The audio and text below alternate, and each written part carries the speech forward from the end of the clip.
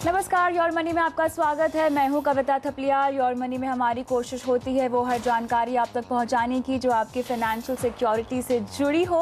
आज हमारा फोकस है आपकी कंप्लीट फाइनेंशियल प्लानिंग पर और सवालों के जवाब देंगे लैडर ऑफ वेल्थ मैनेजमेंट के राघवेंद्र नाथ। आपका स्वागत है राघवेंद्र जी।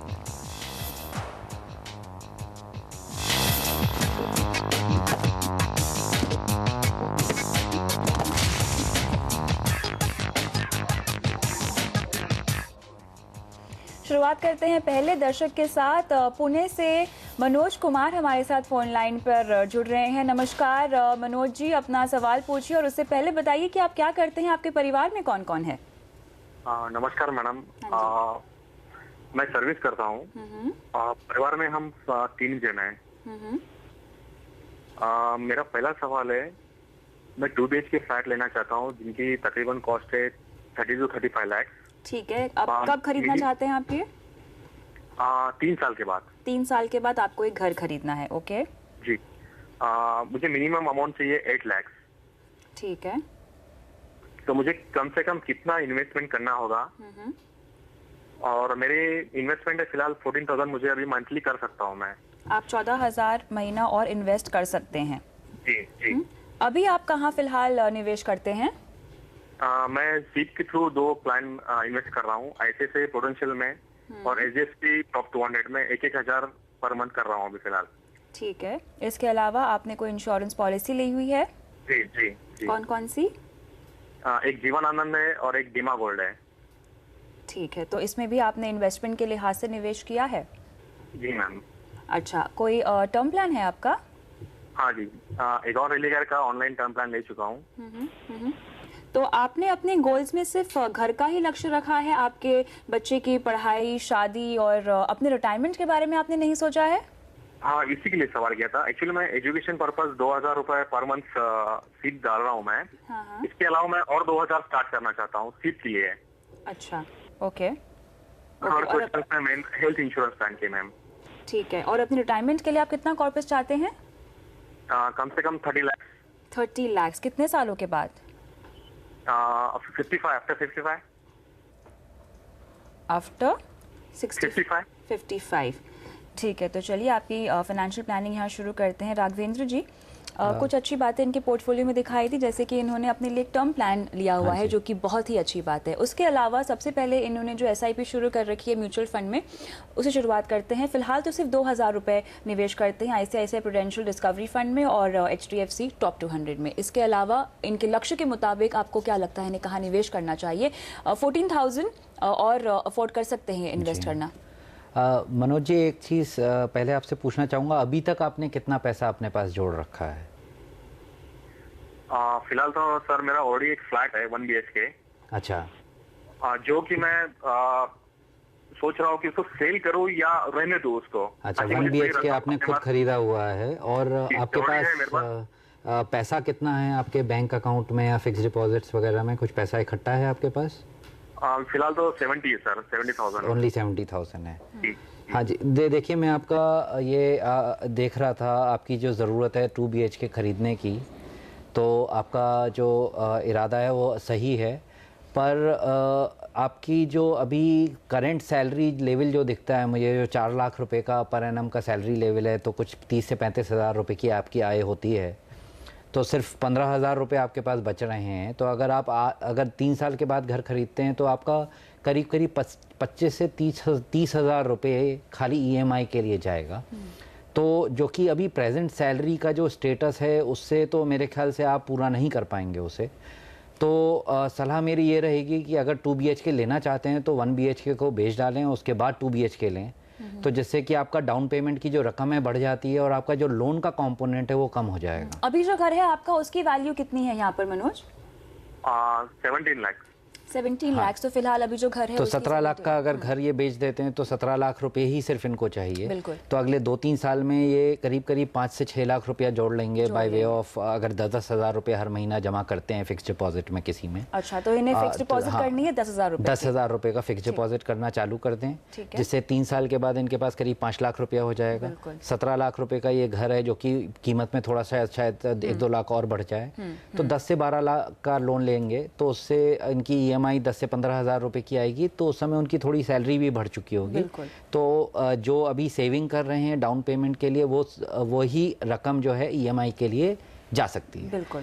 और जो बाकी जो 4,000 रुपया इनके पास बचता है तो 2,000 रुपये तो ऑलरेडी ये एसआईपी में डाल रहे हैं। और दोनों प्लान इन्होंने जो चूज़ किया है आईसीआईसीआई प्रू डिस्कवरी फंड और एचडीएफसी टॉप 200 दोनों अच्छे हैं। इसके अलावा 2 फंड और भी ले लें, एसबीआई इमर्जिंग बिजनेस फंड ले लें, यूटीआई अपॉर्चुनिटी ले लें और ये चारों फंड में 1,000 रुपये चालू कर दें। ठीक है। ये इनको अपना ये लॉन्ग टर्म गोल्स के लिए रखना चालू कर दें क्योंकि अभी रकम थोड़ी कम है और गोल थोड़ा दूर है, तो इसलिए कितना पैसा जुड़ेगा इसको एस्टिमेट करना थोड़ा मुश्किल काम है। पर यह है कि जैसे जैसे आपकी सैलरी बढ़ते रहती है वैसे वैसे एसआईपी में निवेश अपना बढ़ाते जाइए।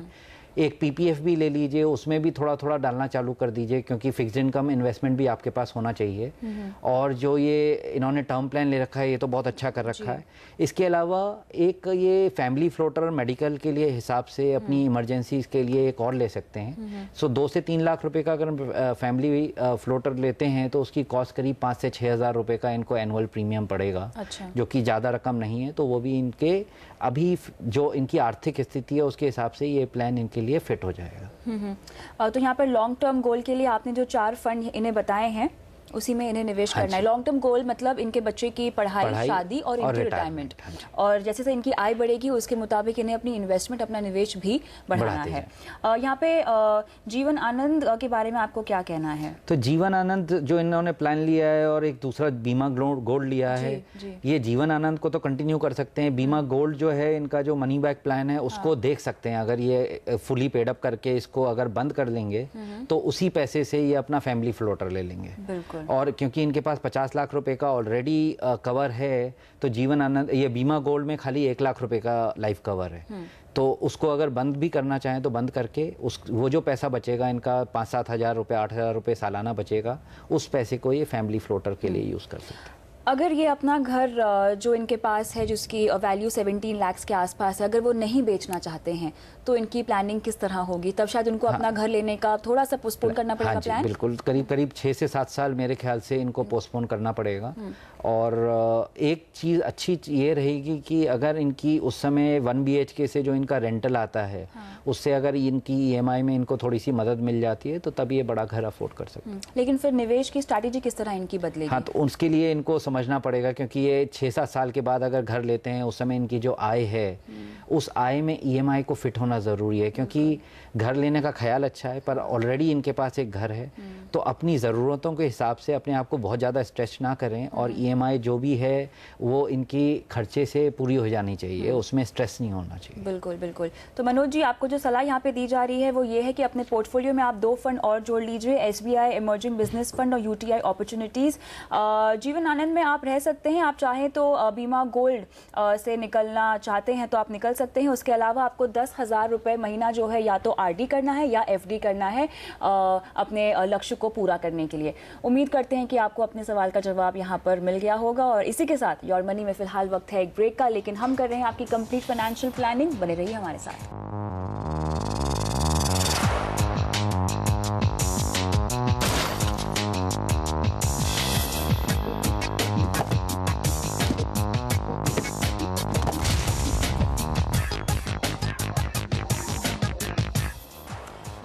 योर मनी में आपका फिर से स्वागत है। आज हमारा फोकस है आपकी कंप्लीट फाइनेंशियल प्लानिंग पर और सवालों के जवाब दे रहे हैं राघवेंद्र नाथ। बढ़ते हैं दर्शक की ओर। रंजन सिंह हमारे साथ न्यू दिल्ली से फोन लाइन पे जुड़े हुए हैं। नमस्कार रंजन, अपने बारे में कुछ बताइए, क्या करते हैं आप? रंजन,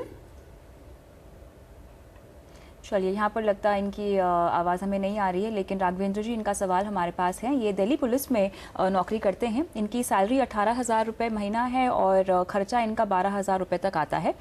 इनके पास LIC जीवन सरल है पॉलिसी, जिसमें ये प्रीमियम भरते हैं 2,000 रुपये हर महीना। और इसके अलावा इनके पास इन्होंने एक SIP भी शुरू की है 2,000 रुपये महीना की।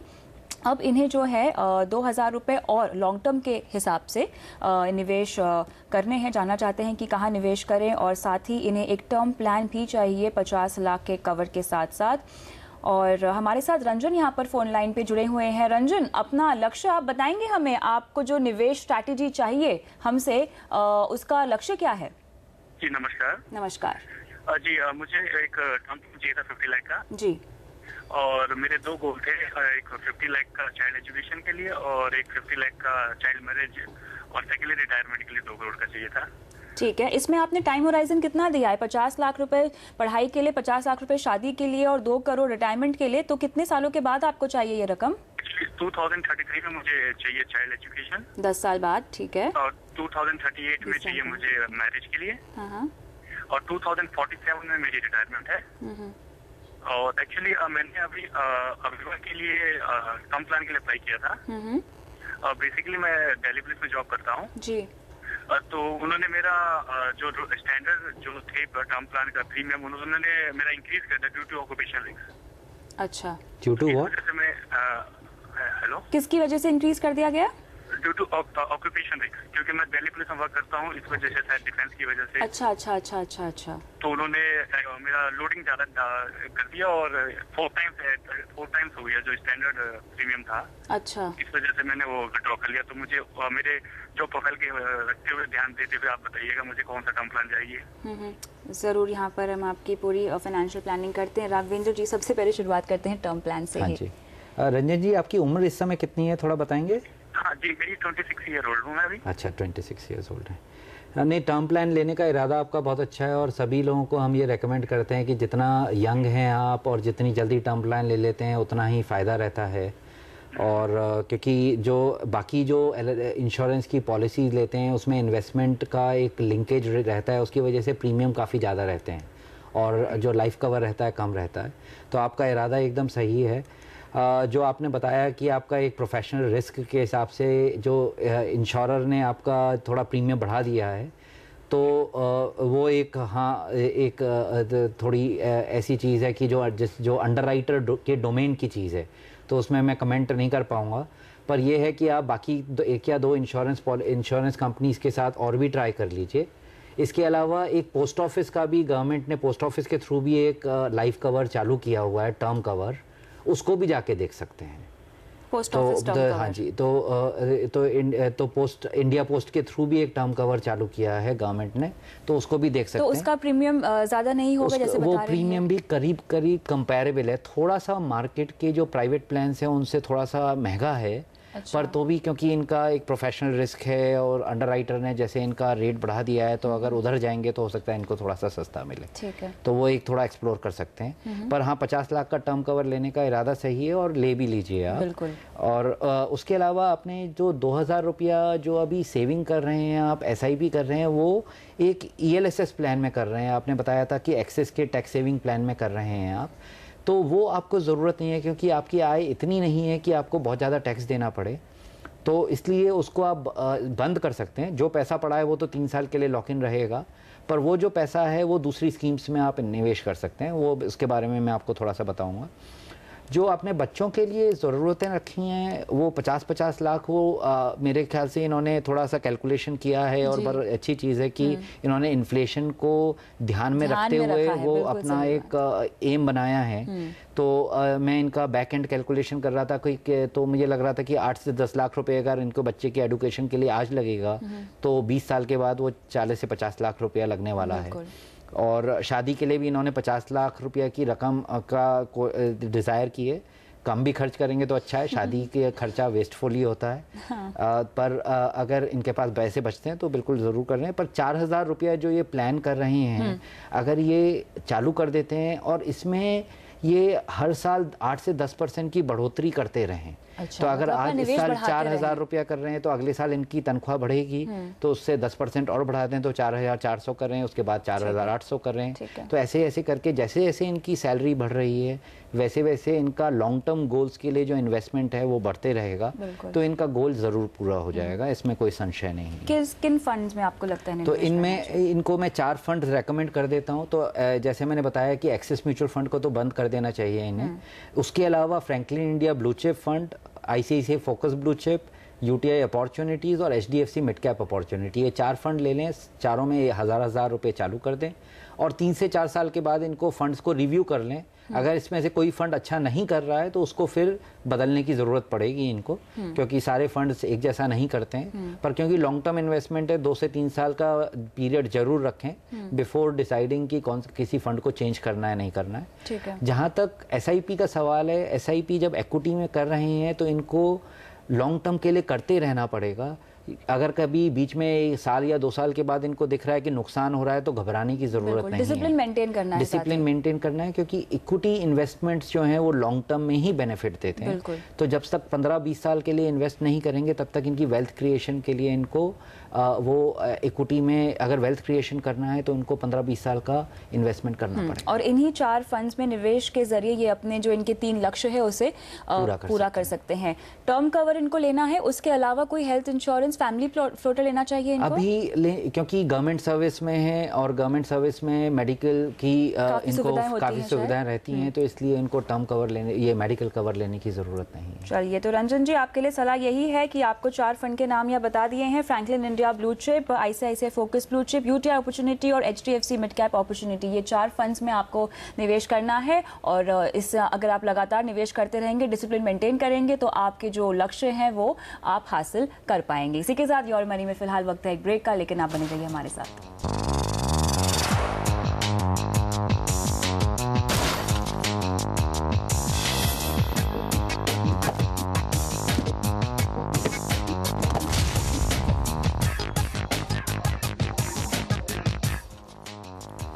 योर मनी में आपका फिर से स्वागत है। आज हमारा फोकस है आपकी कंप्लीट फाइनेंशियल प्लानिंग पर और सवालों के जवाब दे रहे हैं राघवेंद्र नाथ। बढ़ते हैं दर्शक की ओर। यहाँ पर राजीव कुमार हमारे साथ फोन लाइन पर जुड़े हुए हैं। नमस्कार राजीव, बताइए अपना सवाल क्या है?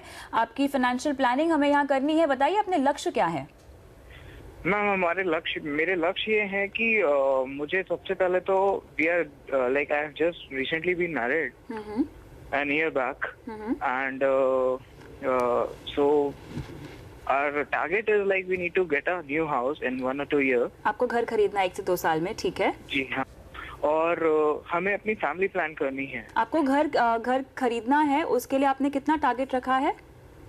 मैम, मिनिमम 80 लाख रखा है। मुंबई में घर खरीदना है अगर तो 80 से 90 लाख, ठीक है। आपको अपनी फैमिली प्लानिंग करनी है, तो उसके लिए आपको कब तक कितने पैसे चाहिए?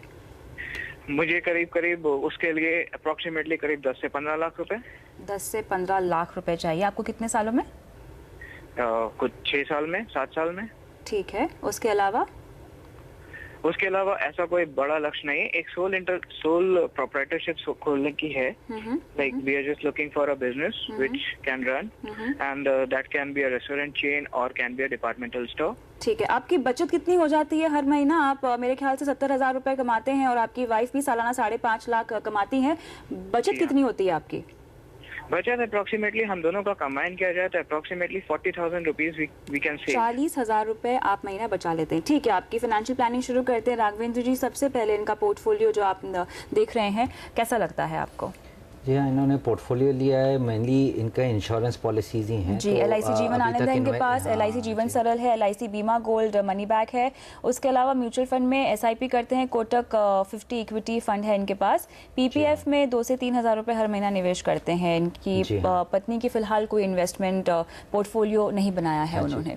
तो इनका जो मेनली जो है इन्वेस्टमेंट्स, अभी तो इनके इन्वेस्टमेंट्स मोस्टली इंश्योरेंस की तरफ हैं। थोड़ा सा इन्होंने एसआईपी चालू किया है।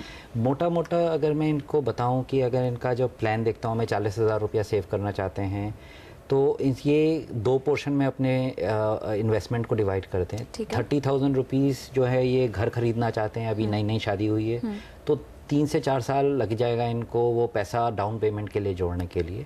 तो 30,000 रुपीज़ उस तरफ डालें, जो कि किसी फिक्स डिपॉजिट में डाल सकते हैं, कोई रेकरिंग डिपॉजिट कर सकते हैं। और 10,000 रुपया सालाना से अपने लॉन्ग टर्म गोल्स की तरफ डालना चालू कर दें, एसआईपी क्रिएट करना चालू कर दें।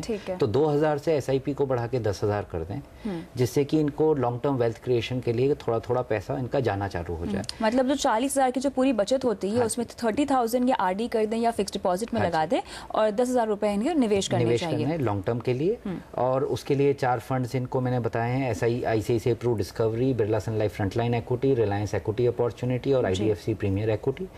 जो इनका रेस्टोरेंट खोलने का इरादा है या जो है वो अच्छा है, इरादा बहुत बढ़िया है अगर सेल्फ एम्प्लॉय हो जाते हैं, पर फैमिली की सिक्योरिटी को नजरअंदाज रख करके नहीं करना चाहिए। तो एक बार इनकी इनकम इस लेवल पर पहुंच जाए और इनके पास ऐसा सरप्लस क्रिएट हो जाए जिसमें ये अपना एंटरप्रेन्योरियल वेंचर चालू कर सकते हैं, तब ये ज़रूर करें। उससे पहले अपना ये जो नॉर्मल इन्वेस्टमेंट्स है इसको जारी रखें। टर्म कवर के बारे में आप क्या कहेंगे? इनके पास एक टर्म कवर नहीं है और साथ ही कोई हेल्थ इंश्योरेंस पॉलिसी भी नहीं है इनके पास। तो टर्म कवर तो ज़रूर ले लेना चाहिए, जैसा कि पहले हम दर्शक को भी बता रहे थे कि करीब करीब इनकी आय को देखते हुए 1 करोड़ रुपए का टर्म प्लान ले लेना चाहिए। 15 से 16,000 रुपए का इनका खर्चा आएगा, जो कि ज़्यादा नहीं है, आराम से कर सकते हैं। और जब इनकी आय बढ़ती है तो तब टर्म प्लान को और इंक्रीज कर सकते हैं। चलिए, तो यहाँ पर आपको यही सलाह दी जा रही है राजीव जी कि आपका जो 40,000 का जो आप बचत कर लेते हैं हर महीना, उसको 30,000 आपको लगाने RD या FD में, और उसके बाद जो आपके 10,000 रुपए बचते हैं वो आपको फंड्स बता दिए हैं, उसमें आपको निवेश करना है और जल्द से जल्द अपने लिए 1 करोड़ का टर्म कवर आपको अब ले लेना है। तो उम्मीद करते हैं कि आपका भी सवाल का जवाब यहाँ मिल गया होगा। और इसी के साथ राघवेंद्र जी, बहुत बहुत शुक्रिया सवालों का जवाब देने के लिए आज। और योर मनी में आज के लिए इतना ही, लेकिन आप बने रहिए इसी आवाज़ के साथ। नमस्कार।